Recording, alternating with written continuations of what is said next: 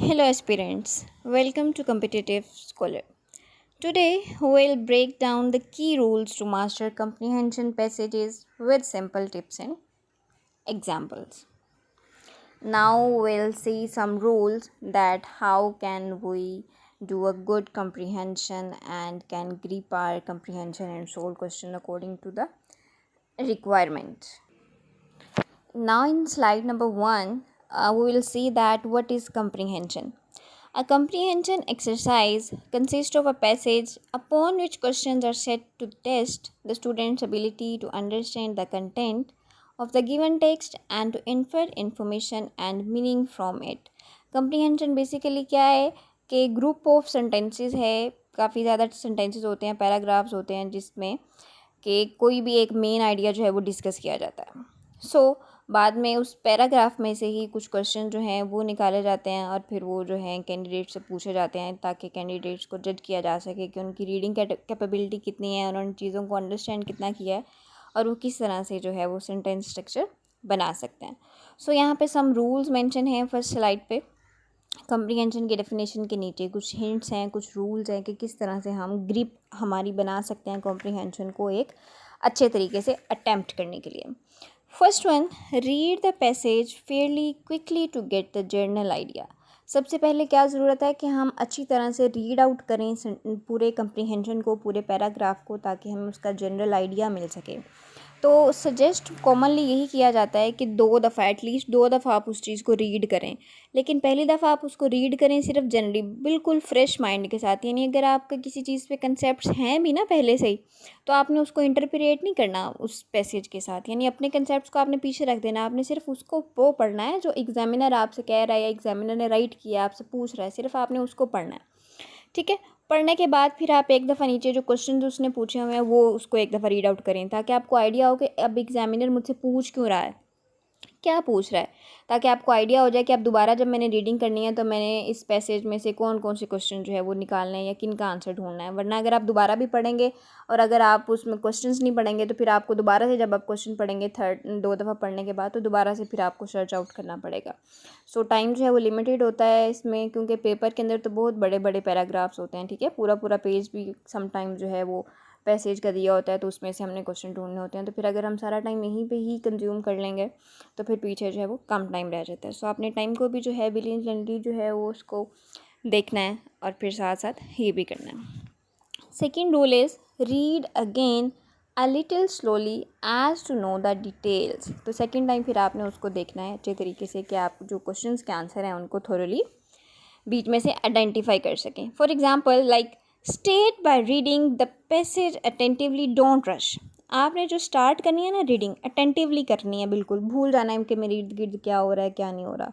Rush नहीं करना और ना ही पैनिक होना है और ना प्रेशर लेना अपने ऊपर. Understand the main idea, the tone and the structure. आपने मेन आइडिया देख लेना है कि किस चीज़ के बारे में पैसेज लिखा हुआ है और जो हमें राइटर ने लिखा है उसकी टोन क्या है और सेंटेंसेस के जो स्ट्रक्चर हैं वो किस तरह के. फॉर एग्जाम्पल जैसे आपको यहाँ पे एग्जाम्पल दूँ, like if a passage discusses rising pollution in a cities. अगर पैसेज है फॉर एग्जाम्पल के शहरों के अंदर पोल्यूशन बढ़ रही है तो आपने आइडेंटिफाई करना है whether the tone is informative, critical और परसुएसिव. कि राइटर की टोन क्या है, कि हमें वो उसमें इंफॉर्मेशन बता रहा है, उसके कोर्सेज बता रहा है या फिर क्रिटिकली उसको एग्जामाइन कर रहा है. ठीक है. तो हमने आंसर भी फिर उसी सेंस में करने होंगे जिस सेंस में राइटर की टोन है. नेक्स्ट रूल है study the questions thoroughly. Questions को है वो 1 बाय 1 पढ़ना है आपने. Turn to the relevant portions of the passage, read them again and then rewrite them in your own words neatly and precisely. फिर आपने उन क्वेश्चंस को अपनी वर्डिंग में राइट करना है. ठीक है. अगर तो उन्होंने कोई एग्जैक्ट चीज़ पूछी है, किसी चीज़ का नाम पूछा है, पैसेज में बताया हुआ है, तो अब वो तो फिर आपको एग्जैक्टली लिखनी पड़ेगी. लेकिन अगर कुछ इस तरह का सेंटेंस है कि वो कह रहे हैं कि ऑन वर्ड्स में आपने उसका आंसर लिखना है, या फॉर एग्जांपल वो किसी क्वेश्चन में आपसे यही पूछ देते हैं कि ये जो क्रक्स लिखें इस पूरे पैसेज का. ठीक है. यानी इन शॉर्ट बताएं पूरा जो पैराग्राफ है वो क्या है, या फिर इसकी जो है वो समरी राइट करें. ठीक है. या फिर मेन आइडिया वो पूछ लेंगे what is the main idea of this passage और कम्प्रीहेंशन. तो फिर वो आपको रीराइट करना आना चाहिए अपनी वर्डिंग में. तो ये तभी होगा जब आपकी वोकैबुलरी इन्हेंस होगी और आपको स्ट्रक्चर मेकिंग और सेंटेंस मेकिंग ग्रामर के रूल सारे पता होंगे. Okay. Next point, use complete sentences. आपने हमेशा जब भी सेंटेंस मेकिंग करनी है तो कंप्लीट सेंटेंस यूज़ करना है। ये नहीं कि आधा अधूरा बात, जैसे फॉर एग्जांपल आप लिखते हैं बिकॉज ही इज़ इल और शुरू पे आपने लिखा ही नहीं हुआ, ठीक है। तो आपने आधा आधी बात नहीं करनी। जैसे फॉर एग्जांपल कुछ क्वेश्चन में उन्होंने अगर क्लोज एंडेड क्वेश्चन है जिसमें सिर्फ येस या नो का आता है आंसर, तो आप सिर्फ उसमें येस या नो लिख के तो बस आंसर अपना एंड कर दें। नो, आपने येस या नो लिखने के बाद में आगे पूरी लाइन लिखनी है, पूरा सेंटेंस लिखना है कि वो हमें क्या कह रहा है, ठीक है, या फिर उसने हमसे क्या चीज़ पूछी है उस चीज़ में। Next point is, if you are asked to give the meaning of any word or phrases, you should express the idea as clearly as possible in your own words. लेकिन ये सिर्फ आपने तभी करना है जब उसने आपसे पूछा मेन आइडिया, अदरवाइज आपको पैसेज के साथ ही रहना है, कंप्रीहेंशन के साथ ही रहना है। Certain words require the kind of definition that is given in the dictionary. Take care to frame the definition in conformity with the part of speech. कुछ इस तरह के वर्ड्स होते हैं, ठीक है, जो वोकेबलरी वर्ड यूज़ किए होते हैं पैसेज के अंदर, तो आपने उनको अंडरलाइन कर लेना है और उसका मीनिंग जो है वो अंडरस्टैंड करने की कोशिश करनी है, ताकि आपको पता चले कि सेंटेंस के अंदर वो क्या बात हमसे कह रहा है राइटर। अब यहाँ पे कुछ स्पेसिमन्स मैंने आपकी आसानी के लिए यहाँ पे वीडियो के अंदर अटैच किए हैं। 1 to 14 पैराग्राफ्स हैं, ठीक है, विद एक्सेप्ट ऑफ स्पेसिमन। एक स्पेसिमन है जिसमें सोल्व कंप्रीहेंशन है, ठीक है, साथ में उसके आंसर्स भी मेंशन है कि किस तरह से अटैम्प्ट करना है। और उसके अलावा आपको एक और एग्जांपल जो है वो सोल्व करके दिखाऊंगी मैं कि किस तरह से अटैम्प्ट करते हैं कंप्रीहेंशन। और फिर उसके अलावा जो है 14 पैसेजेस हैं आपकी प्रैक्टिस के लिए, तो आप वीडियो को पॉज कर सकते हैं और फिर उसकी रोज़ जो है वो डे बाय डे प्रैक्टिस कर सकते हैं। तो ये कुछ रूल्स थे इसके। जैसे अगर मैं इसको ऑल एरेबोलेट करूँ तो, go through all questions before री रीडिंग द पैसेज। ये मैंने आपको बताया कि आपने री रीडिंग से पहले क्या करना है, उनको पढ़ लेना है। This help you know what to look for. ये आपको हेल्प करेगा कि आप क्या तलाश कर रहे हैं सेंटेंस में। फॉर एग्जांपल, जैसे पीछे आपको पोल्यूशन वाली example the, a question might ask, पूछा जा सकता है, what is the others main argument, कि मेन आर्ग्यूमेंट क्या है इस पूरे पैसेज में। So you will be alert for any clear opinion और थीसिस इन द पैसेज। देखिए अब वो आपके ओपिनियन आपसे पूछ रहा है, ठीक है, कि आप इस पे क्या आर्गूमेंट देंगे कि जो बात उसने कही है वो सही कही है या नहीं की।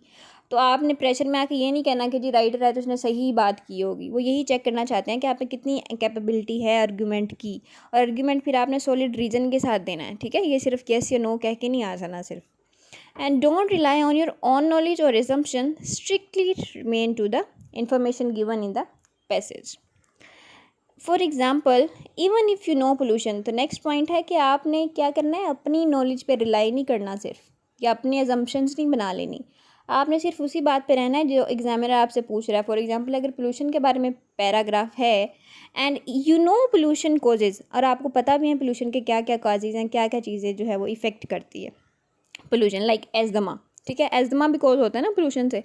लेकिन अगर पैसेज में एजदमा का उन्होंने जिक्र नहीं किया और वो आपसे क्वेश्चन पूछ रहा है कि कॉजेज़ लिखें एजदमा के, तो आपने सिर्फ वही पोल्यूशन के कॉजेज़ लिखें, तो आपने सिर्फ वही मेंशन करने हैं जो कॉम्प्रीहेंशन में दिए गए हैं, अपने पास से नहीं लिखने आपने, या जो आपको पहले से पता है वो आपने उसमें लिख के नहीं आ जाना, वरना आपका क्वेश्चन जो है वो रॉन्ग कंसिडर किया जाएगा।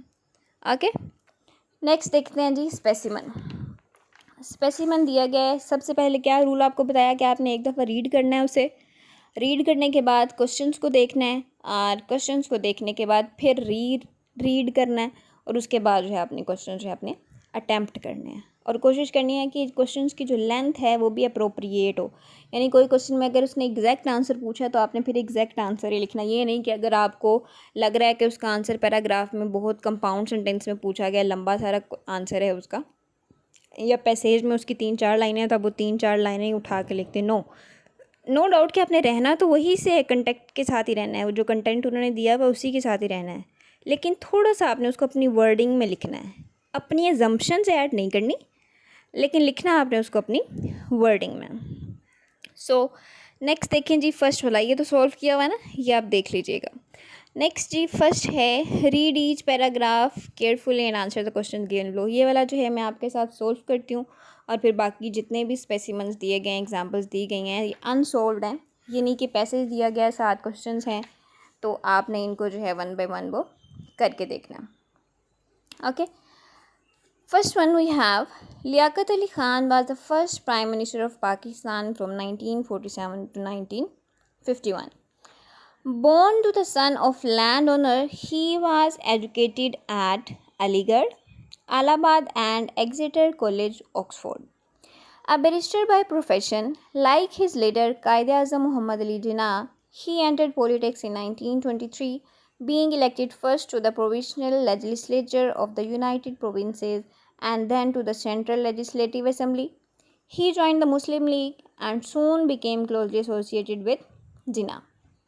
By degrees, he won first the respect and then the admiration of Muslim community for his share in the struggle of Pakistan when independence was won in 1947. And Jinnah became the first Governor General. Liaquat Ali Khan was the obvious choice as Prime Minister. In this post, his achievements were outstanding. If Jinnah founded Pakistan, Liaquat established it, laying down the main lines of policy, domestic and foreign, that afterward guided the country. After Jinnah's death, Liaquat was acclaimed as Qaid-e-Millat. Qaid-e-Millat means leader of country. Liaquat Ali Khan was assassinated in Rawalpindi in 1951 by a fanatic who resented his steady refusal to contemplate war with the India. ठीक है, कोई भी passage आपको दिया गया है तो इसी तरह से आपने उसको रीड आउट कर लेना है. ठीक है, रीड आउट करने के बाद आपको पता चल जाएगा कि उसका मेन आइडिया क्या है, थीम क्या है उस पैसेज की. अब जैसे ही इसको पढ़ने के बाद हमें आइडिया होगा कि ये एक पर्सनैलिटी के बारे में लिखा हुआ है. ठीक है, तो पर्सनैलिटी कौन सी है? लियाकत अली खान. अब इसके बाद हम क्वेश्चन देख लेते हैं कि क्या क्या पूछा है जी. About whom the passage written, किसके बारे में पैराग्राफ लिखा गया. Who was, name places he receive his education, उन्होंने एजुकेशन अपनी कहाँ कहाँ से हासिल की.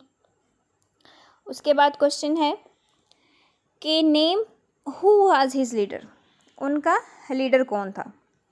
और फिर उसके बाद क्वेश्चन क्या है, what did he established and how, उन्होंने कब जो है वो बनाया और क्यों बनाया. उसके बाद क्वेश्चन क्या है, what was he acclaimed as, उनको किसका एक्लेम किया गया. And how and when he died, वो कैसे मरे और कहाँ पे मरे.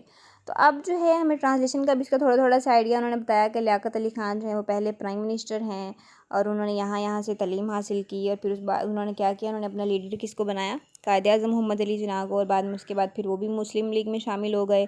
और उनका मेन काम क्या था कि जब वो ज़ाहिर है कि कायद-ए-आज़म के साथ साथ रही, उन्होंने उनको अपना लीडर बनाया तो उन्होंने उनको सपोर्ट भी किया और उन्होंने ख़ुद भी शाना बशाना काम किया कायद-ए-आज़म के साथ. और फिर कायद-ए-आज़म पहले गवर्नर जनरल बने तो क्या बनाया उन्होंने, कायद-ए-आज़म ने प्रेफर किया कि लियाकत अली ख़ान जो है वो पाकिस्तान के पहले पीएम बनेंगे. तो कायद-ए-आज़म ने क्या किया कि उन्होंने पाकिस्तान बनाया. और ये इनका अहम काम क्या था लियाकत अली ख़ान का, कि इन्होंने क्या किया, खारजा पॉलिसी और जितने भी रूल्स और पॉलिसीज़ थी पाकिस्तान की वो सारी इस्टेब्लिश किसने की, लियाकत अली ख़ान ने.